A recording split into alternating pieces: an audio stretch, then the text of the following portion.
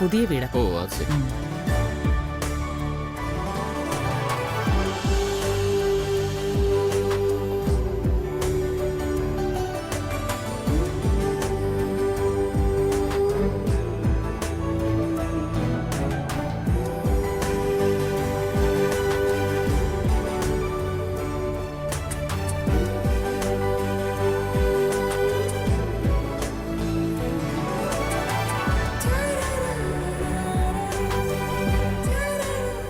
Super.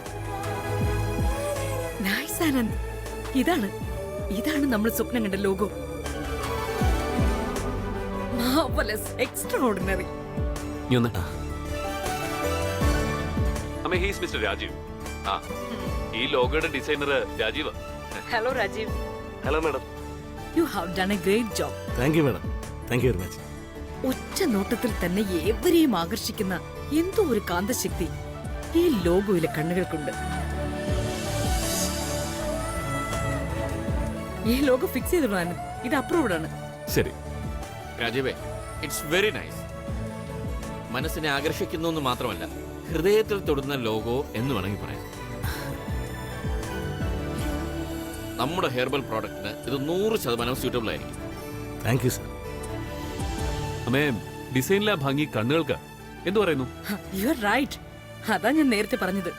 ഇത് fix ചെയ്തേക്കോ. ഇനി proposals ഒന്നും എടുക്കണ്ട. ശരി ശരി മോനെ, അപ്പോൾ എല്ലാം കഴിഞ്ഞില്ലേ?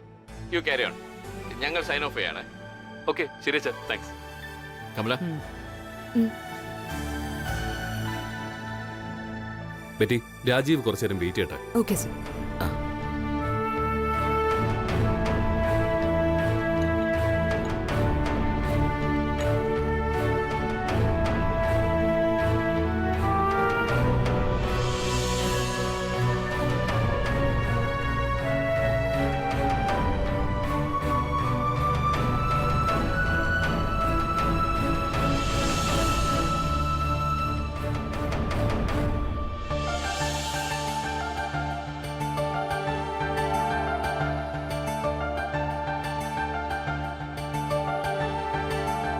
എന്തോ വലിയ മാജിക് ആയിരിക്കുന്നു.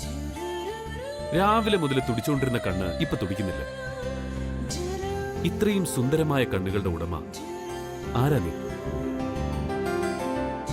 ആ കണ്ണുകൾക്ക് ജീവനുള്ളതുപോലെ. സർ, ആദ്യമായിട്ടാണല്ലോ ഇങ്ങനൊക്കെ. Sir, if you don't mind something. ഏയ്, nothing. Just a love for an art. മറ്റൊന്നുമില്ല. ശരി, രാജീവിനെ വിളിക്കാം. ശരി സർ.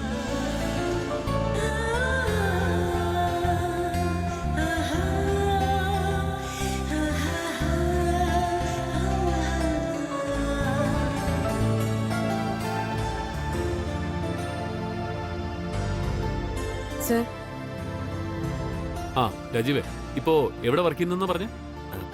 ജോലി ആയിട്ടില്ല സർ, അന്വേഷണത്തിലാണ്. ഓ, അങ്ങനെയാണോ? ബെറ്റി, സർ, രാജീവിന് നമ്മുടെ കമ്പനിയിലെ പബ്ലിസിറ്റി ഡിസൈനർ പോസ്റ്റിലേക്ക് അപ്പോയിന്റ് ചെയ്യാനുള്ള നടപടി ചെയ്തോളൂ. അമ്മയോട് ഞാൻ പറഞ്ഞോളാം. Okay sir. രാജീവ് സർ, സാലറിയും മറ്റു ഫോർമാലിറ്റീസ് ഒക്കെ ഓഫീസുമായിട്ട് ബന്ധപ്പെട്ടാൽ മതി. Thank you sir. Thank you so much. പിന്നെ ഇന്ന് രാത്രി രാജീവിന് വീട്ടിൽ ഡിന്നർ അറേഞ്ച് ചെയ്യാൻ വിളിച്ച് പറയും. മറക്കാതെ എത്തണം. Oh sure sir. Okay, you carry on. ശരി സർ.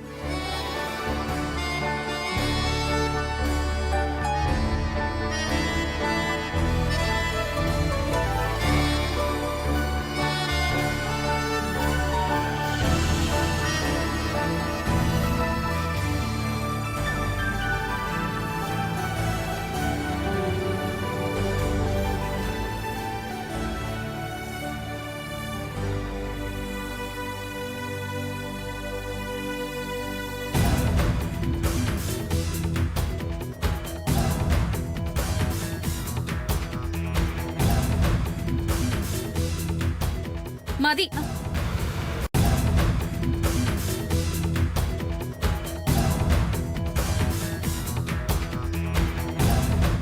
മതി.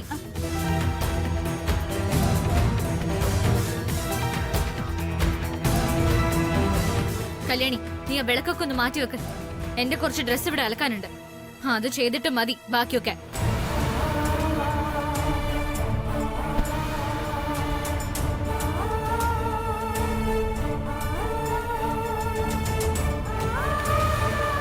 അതെ, നിന്നെ പോലെ 100-ന്റെയും 200-ന്റെയും ചീപ്പ് ഡ്രസ് ഒന്നും അല്ല ഇത്.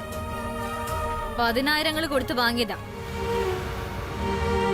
അതൊന്നും വാഷിംഗ് മെഷീനിലിട്ടാ ശരിയാവില്ല. നീ തന്നെ കൈകൊണ്ട് കഴുകണം. പറയുന്നത് ചെയ്താ മതി. മാഡം, എന്റെ ജോലിയാ വാഷിംഗ്. കല്യാണി അത് ചെയ്തു മാഡം അറിഞ്ഞാൽ? Shut up. വേലക്കാരികൾ നാവിട്ട് അടിക്കണ്ട. അതെങ്ങനെയാ? ഒരുത്തി വലിയ മുതലാളിയാണെന്ന് വിചാരിച്ച ആളായിട്ടല്ല നടത്തം. ഇവളെ കണ്ടല്ലേ ബാക്കിയുള്ളവരൊക്കെ പഠിക്കുന്നത്.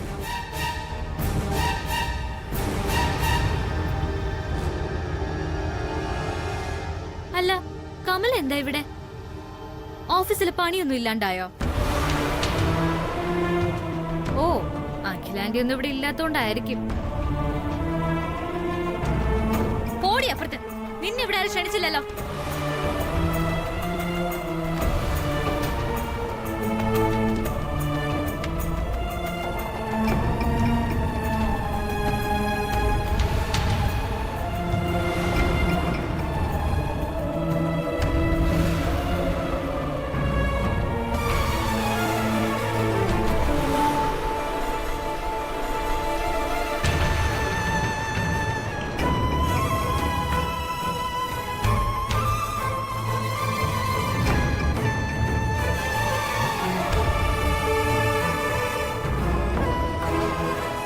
എനിക്കറിയാടി വാഷിംഗ് നിന്റെ ജോലി അല്ലാന്ന്.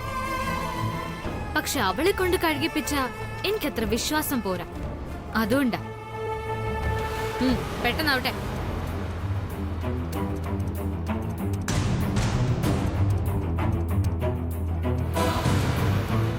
ഇല്ലില്ല, പ്രൊപ്പോസലിനനുസരിച്ച് ഞങ്ങൾക്ക് എന്തെങ്കിലും ചെയ്യാൻ പറ്റത്തുള്ളൂ. ഓക്കെ, ശരി ശരി. അപ്പൊ പറഞ്ഞതുപോലെ. സർ, നന്ദന മാഡം വന്ന് കല്യാണിയോട് ഡ്രസ്സ് കഴുകാൻ പറയുവാണ്. വെറുതെ ഞങ്ങളോടും തട്ടിക്കേറി. അല്ല, ഒരു നിമിഷം നിക്ക്.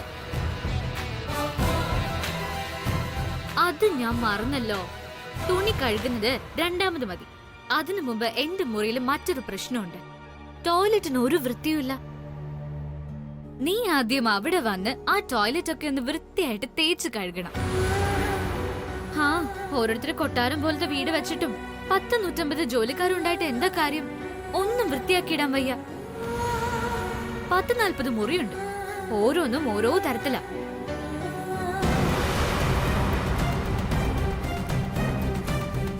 എന്താടി നോക്കി നിക്കുന്നേ? ഓ, കെട്ടിലമ്മയ്ക്ക് കക്കൂസ് കഴുകാൻ വലിയ നാണക്കേടായിരിക്കും.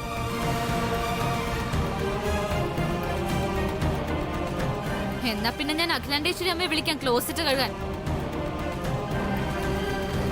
നോക്കി നിൽക്കാതെ മര്യാദയ്ക്ക് തുണി അവിടെ ഇട്ടിട്ട് ബക്കറ്റും ബ്രഷ് എടുത്തോണ്ട് വാടി. ശരി മാഡം.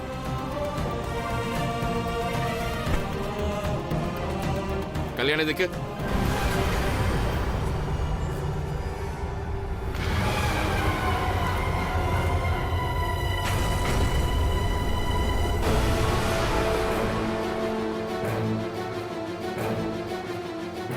കല്യാണി, പാത്രങ്ങളൊക്കെ തേച്ചു തുടക്കാൻ നിന്നിട്ട് നീ ഇതെവിടെ പോകുന്നു? അങ്കിളെ, അത് എന്റെ ടോയ്ലറ്റ് ആകെ വൃത്തികേടായിട്ട് കിടക്കുക. അതൊന്ന് വൃത്തിയാക്കാൻ കല്യാണിയോട്. സോറി നന്ദിനെ, അതിനൊക്കെ ഇവിടെ വേറെ ആളെ നിയമിച്ചിട്ടുണ്ട്. ആ ജോലികൾ മെയിൽ സ്റ്റാഫ് ചെയ്യാനുള്ളതാണ്. അതല്ല, കല്യാണി ആവുമ്പോ കുറച്ചുകൂടി വൃത്തിയായിട്ട്. ആ വൃത്തി ടോയ്ലറ്റിനുള്ളതല്ല, ഇവിടുത്തെ അടുക്കളയ്ക്കും പൂജാമുറിക്കും വേണ്ടിയുള്ളതാണ്. മാത്രമല്ല, ഇവൾ ആനന്ദ് ഗ്രൂപ്പ് ഓഫ് കമ്പനീസിന്റെ ബ്രാൻഡ് അംബാസിഡർ ആണ്.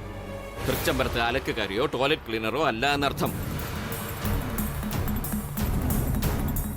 കല്യാണി, നീ പൂജാപാത്രത്തിന്റെ അടുത്തുണ്ട് അതേക്കോ.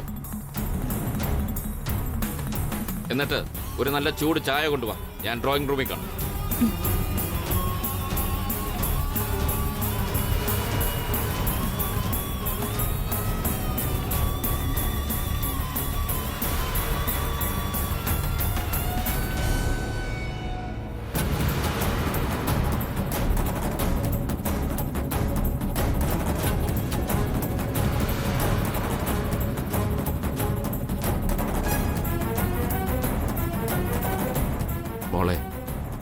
ഓരോരുത്തർക്കും ഓരോ സ്ഥാനമാനങ്ങളുണ്ട്. അത് മറന്ന് പ്രവർത്തിക്കാതിരുന്നാൽ അവനവന് തന്നെയാണ് നല്ലത്. Better you remember it please.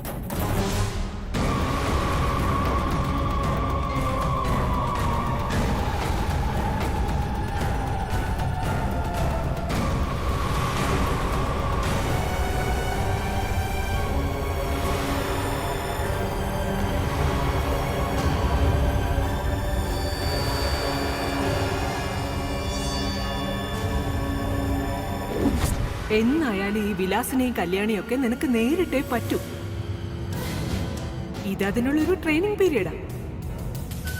തൃച്ചംബരത്ത് നീ ഉണ്ടാക്കാൻ പോകുന്ന സുനാമിക്ക് മുമ്പുള്ള ഒരു കൊച്ചു കൊടുങ്കാറ്റ്. നിന്റെ ഈ പോക്കുകൊണ്ട് ചെറുതായിട്ടെങ്കിലും ഒന്ന് ആടി ഉലയണം തൃച്ചംബരം. കളി പറഞ്ഞു തരാൻ ഞാനുണ്ട്. കളത്തിലിറങ്ങി കളിക്കാൻ നീ റെഡിയാണോ? അതാണ് ചോദ്യം.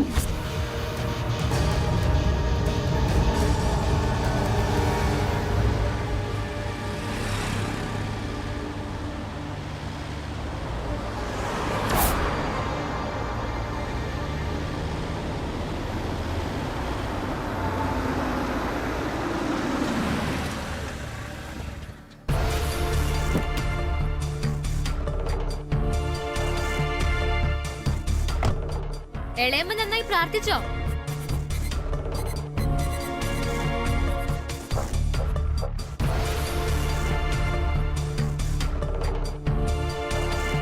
ഞാൻ കുറെ നേരമായിട്ട് ഇളയമ്മ അന്വേഷിക്കായിരുന്നു. അപ്പോഴാ പതിവില്ലാതെ അമ്പലത്തിൽ പോയിരിക്കായിരുന്നു എന്ന് മനസ്സിലായത്. അതുകൊണ്ട് കാത്തു വന്നതാ.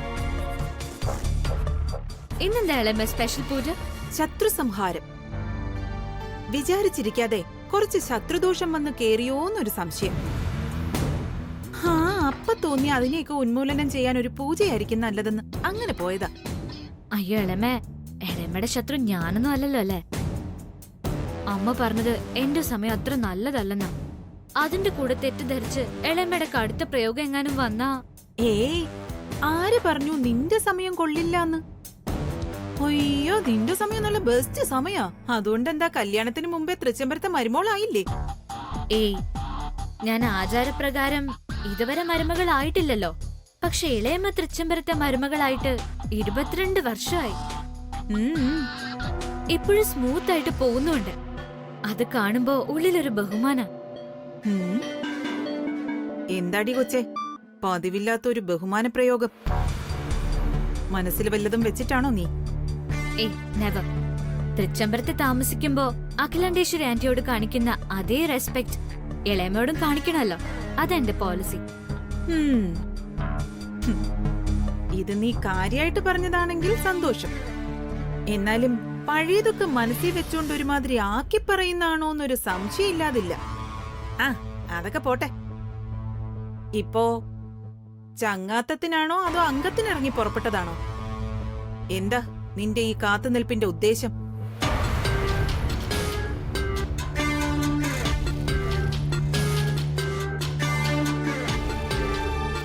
ഉദ്ദേശമുണ്ട്. നമുക്കൊരു കൂട്ടുകക്ഷി ഉണ്ടാക്കിയാലോ എന്ന് വിചാരിച്ച് ചോദിക്കാൻ കാത്തുവന്നത് ഞാൻ. കൂട്ടുകക്ഷിയോ? അതെ ഇളയമ്മ. ഭരണം പിടിക്കാൻ വേണ്ടി രാഷ്ട്രീയ പാർട്ടികൾ അന്ന് വരെയുള്ള വൈരാഗ്യമൊക്കെ മറന്ന് കൂട്ടുകക്ഷി ഉണ്ടാക്കാറില്ലേ? അതുപോലെ ഒന്ന്. ഇളയമ്മ അതിന് തയ്യാറാണെങ്കിൽ ഞാനും റെഡിയാണിപ്പോ.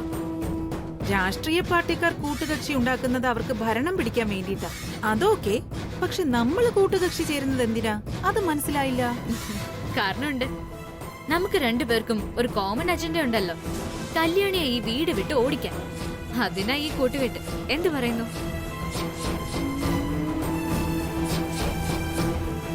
ശത്രുവിന്റെ ശത്രു മിത്രം എന്നല്ലേ പറയാറ്? കല്യാണി എനിക്ക് ശത്രുവാണ്, ഇളയമ്മയ്ക്ക് ശത്രുവാണ്. അങ്ങനെയെങ്കിൽ ആ പൊതു ശത്രുവിനെ ഇല്ലാതാക്കാൻ നമുക്ക് കൈകോർത്തൂടെ? അതാണ് എന്റെ ലളിതമായ ചോദ്യം. ചോദ്യം കൊള്ളാം, എനിക്കിഷ്ടപ്പെട്ടു. പക്ഷേ ഇവിടെ നിന്റെ പ്രശ്നങ്ങളൊക്കെ തീർന്നില്ലേ? പിന്നെന്തിനാ നീ ഇപ്പോഴും കല്യാണി എതിർക്കുന്നത്? ഇല്ല ഇളയമ്മ, ഇല്ല. കല്യാണി ചത്തൊഴിഞ്ഞിരുന്നെങ്കിൽ ആ പ്രശ്നം അന്നേ തീർന്നേനെ. പക്ഷെ അവള് ജീവിച്ചിരിക്കുമ്പോ, അതും ഈ വീട്ടില് ജീവിച്ചിരിക്കുമ്പോ, അവൾ എനിക്ക് തടസ്സം തന്നെയാ എന്നും. പണ്ടേ ഞാനതിന് ശ്രമിച്ചിരുന്നു.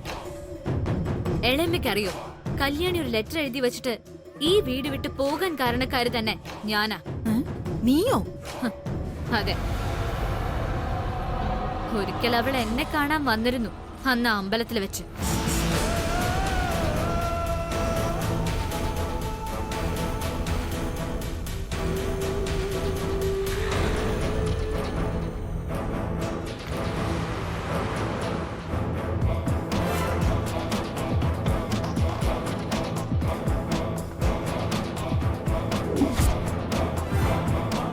നീ ഉള്ളിടത്തോളം കാലം അരവിന്ദിന് മനസ്സമാധാനത്തോടെ എന്നോടൊപ്പം ജീവിക്കാൻ കഴിയില്ല. അതുകൊണ്ട് ഞങ്ങൾ സന്തോഷത്തോടെ ജീവിക്കുന്നത് കാണാനാണ് നീ ആഗ്രഹിക്കുന്നെങ്കിൽ നാളെ ഞാൻ അവിടെ എത്തുമ്പോ നീ എന്നേക്കുമായി പോയിരിക്കണം.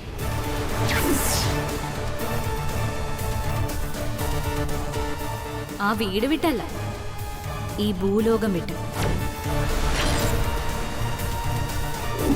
കല്യാണിക്ക് സമ്മതം. നിങ്ങളെ സന്തോഷത്തോടെ ജീവിക്കണേ കാണാനാ എനിക്കിഷ്ടം. അതിന് ഞാൻ ഈ ഭൂലോകം വിട്ടു പോണമെങ്കിൽ അതിന് ഞാൻ തയ്യാറാ. നിങ്ങള് നാളെ തൃച്ചംബരത്ത് വരണം. മേലാൽ ഞാൻ ഇനി ഇവിടെ ഉണ്ടാവില്ല. എന്റെ വാക്ക്.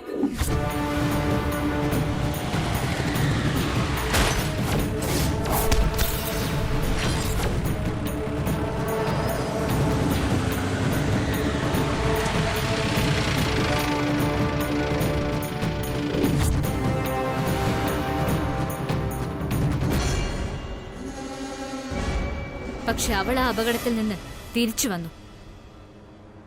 ഇനി അവൾ ഈ വീട്ടിൽ ഉള്ളിടത്തോളം കാലം എനിക്ക് അരവിന്ദിനൊപ്പം സ്വസ്ഥമായിട്ട് ജീവിക്കാൻ കഴിയില്ല. അവളെ ഇവിടുന്ന് ഓടിച്ചേ മതിയാവും. അതിന് എനിക്ക് ഇളയമ്മയുടെ സഹായം വേണം. അത് കിട്ടുമോ ഇല്ലയോ? ഇളയമ്മ ഉത്തരം പറ. അവളെ തീർക്കാൻ ഹോസ്പിറ്റലിൽ കിടന്നപ്പോ ഞാനും ഒന്ന് ശ്രമിച്ചതാ, പക്ഷെ നടന്നില്ല. അതാ സത്യം. ഇളയമ്മ ശ്രമിച്ചോ? എങ്ങനെ?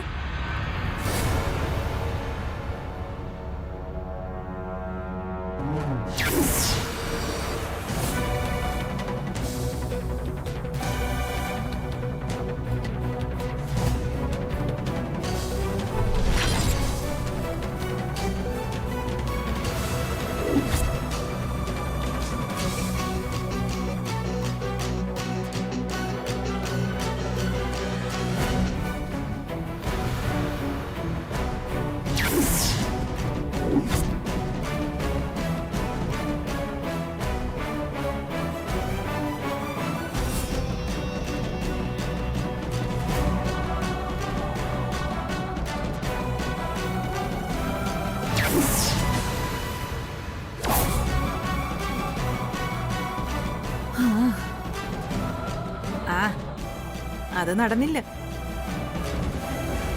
അവള് പൂച്ചയുടെ ജന്മമാണെന്നാ തോന്നുന്നത്. എങ്ങനെ വീണാലും നാലുകാലിലേ നിൽക്കും. പക്ഷെ ഏത് പൂച്ചയായാലും വിഷം കൊടുത്താ തീർന്നില്ലേ കഥ.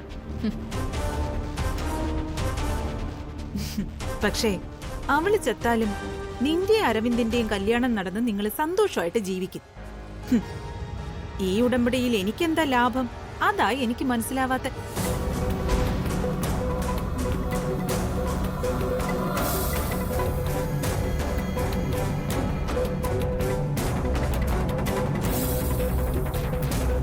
ഇളയമയ്ക്ക് എന്താ ആവശ്യം എന്ന് പറ.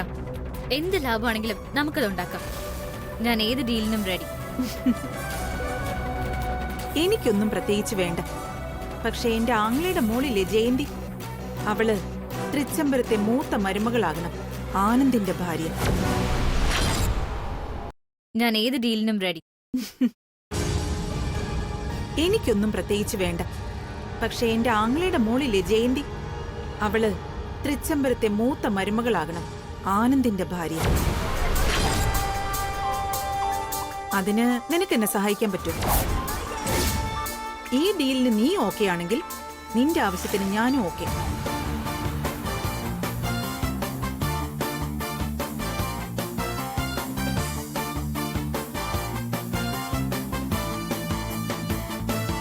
ശരി, ഡീലിന് ഞാൻ റെഡി. ഇളയമ്മ കൈ തന്നെ നമുക്കിതങ്ങ് ഉറപ്പിക്കാം. എങ്കിൽ ഇനി ഇവിടെ അംഗത്തിന് ജയന്തിയെ ഞാൻ വരുത്തും. ഇനി മുതൽ കല്യാണിയെ തൃച്ചംബരത്ത് നിന്നും ഒഴിവാക്കുന്ന കാര്യത്തിൽ നമ്മൾ രണ്ടുപേരും ഒറ്റക്കെട്ട്.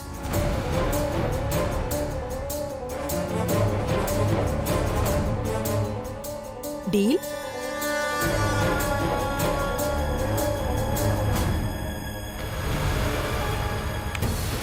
ഡീൽ.